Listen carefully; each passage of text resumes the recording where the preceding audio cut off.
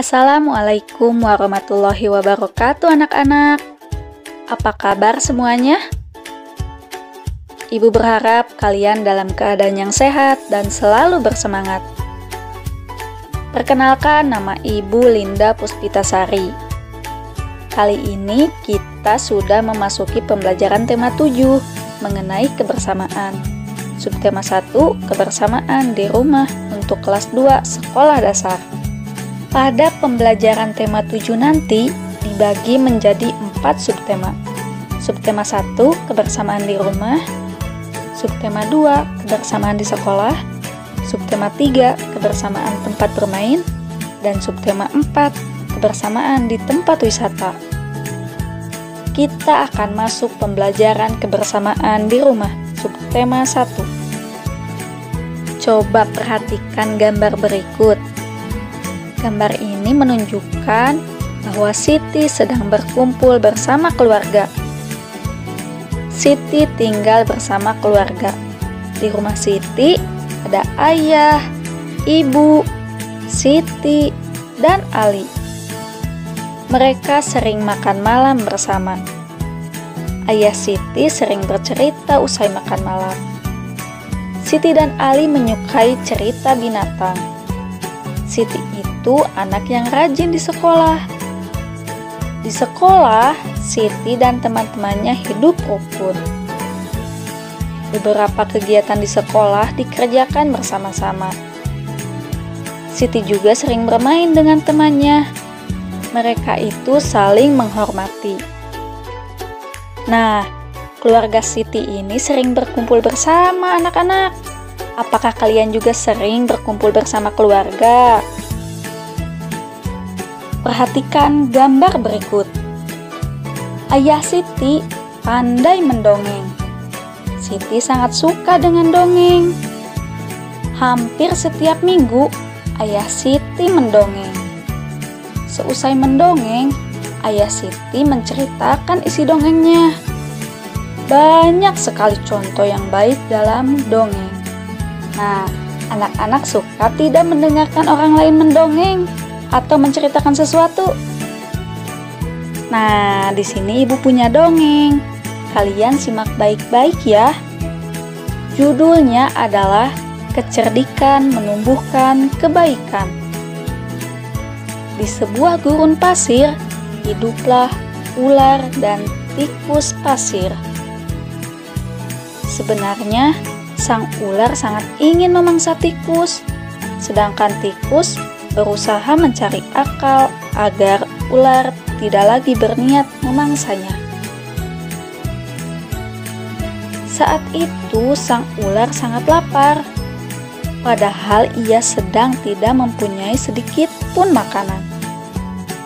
Sedangkan tikus yang berada tidak jauh dari sang ular sedang asyik melahap makanannya. Sang ular merasa tidak senang melihat kelakuan tikus.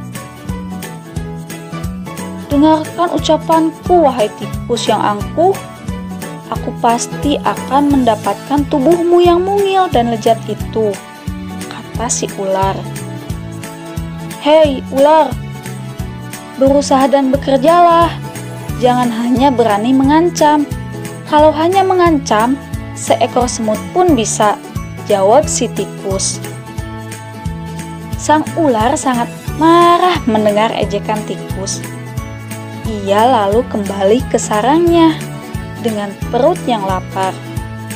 Sedangkan tikus masih lahap dengan makanannya. Waktu terus berjalan, tetapi ular tidak juga menemukan makanan. Ia juga enggan untuk keluar dari sarangnya. Sementara itu, tikus sudah lelap dalam sarangnya. Ular yang masih dalam keadaan lapar segera mengendap-endap mendekati sarang tikus, meski ia masih sangat kesal terhadap tikus. Dan kini, ular telah berada di sisi tikus yang sedang tidur. "Hei tikus, aku sudah berada di sebelahmu dan siap untuk menyantapmu," kata ular. Tikus segera terbangun dari tidurnya. Sambil berpura-pura menguap, ia mulai memutar otak agar bisa lolos dari cengkraman sang ular. Tunggu dulu, ular. Kalau kau ingin memakanku, kau harus berpikir dulu. Kita hanya berdua di sini. Tidak ada hewan lain. Jika kau memakanku, maka kau akan sendiri. Kau tidak akan mempunyai teman yang dapat kau ajak mencari makan. Kalau begitu, kau tidak akan makan dan akhirnya kau akan mati, kata si tikus kepada ular. Sejenak sang ular terdiam. Ia mencoba merenungkan nasihat tikus. Jadi, kita tidak bisa hidup sendiri? Tanya ular kepada tikus. Tentu, bukankah kita bisa berteman dan tentunya kita dapat mencari makanan bersama? Bukankah itu lebih menyenangkan daripada nantinya setelah kau memakanku, kau hanya akan hidup sendiri? Kata tikus. Ular mengangguk tanda mengerti. Baiklah kalau begitu, maafkan aku. Tikus pun memaafkan ular. Mereka tersenyum bahagia, kemudian beranjak mencari makanan bersama-sama. Cerita ini dibuat oleh Nurgaini Solihati pada tahun 2007. Anak-anak, itu tadi cerita dongeng antara ular dan tikus. Siapa tokoh dalam dongeng tersebut? Iya, tokohnya adalah ular dan tikus. Di mana mereka tinggal? Mereka tinggal di gurun pasir. Lalu, bagaimana ya sifat si ular? Si ular ternyata pemalas anak-anak. Tidak mau bekerja mencari makan. Ia ingin menyantap si tikus. Lalu, bagaimana sifat si tikus?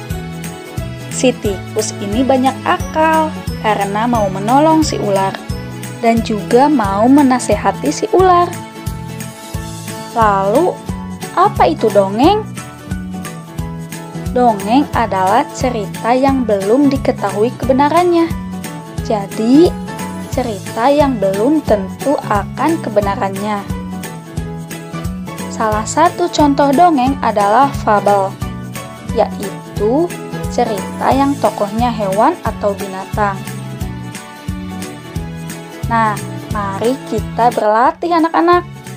Kalian jawab pertanyaan di bawah ini mengenai dongeng yang sudah kalian simak.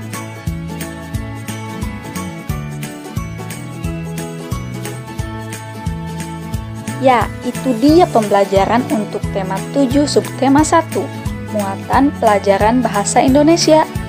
Ibu harap kalian mengerti apa yang sudah Ibu sampaikan hari ini.